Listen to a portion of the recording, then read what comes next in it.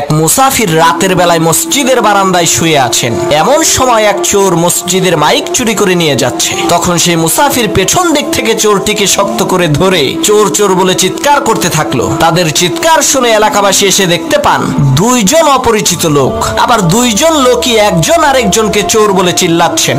আসলে চোরকে সেটা তো আর এলাকাবাসী জানে না। তখন এলাকাবাসী এই দুইজনকে এলাকার মাতুব্বরের কাছে নিয়ে গেল। মাতুব্বর বললেন, তোরা দুইজনেই চোর, তোদের শাস্তি হলো সকাল পর্যন্ত তোরা দুইজনে আত্মহত্যায় মারা যাওয়া এই লাশ পাহারা দিবি। আমরা কেউ এই লাশের কাছে থাকবো না। তাদের দুইজনকে লাশের পাশে বেঁধে রাখা হলো। তখন মুসাফির বলছে, আল্লাহ, শেষকালে তুমি আমারে চোর বানাই দিলা। আর সেই চোর বলছে, তুই আমারে ধরলি কেন বল? এই কারণেই তো তুই চোর হইলি। তখন সেই লাশ বলে উঠলো, পাইছি রে পাইছি, আসল চোর রে পাইছি। লাশের কথা শুনে চোর আর মুসাফির প্রচন্ড ভয় পেয়েছে। তখন লাশ বলে উঠলো, আমি মরি নাই, মরার ভান ধরেছিলাম আসল চোরকে ধরার জন্য।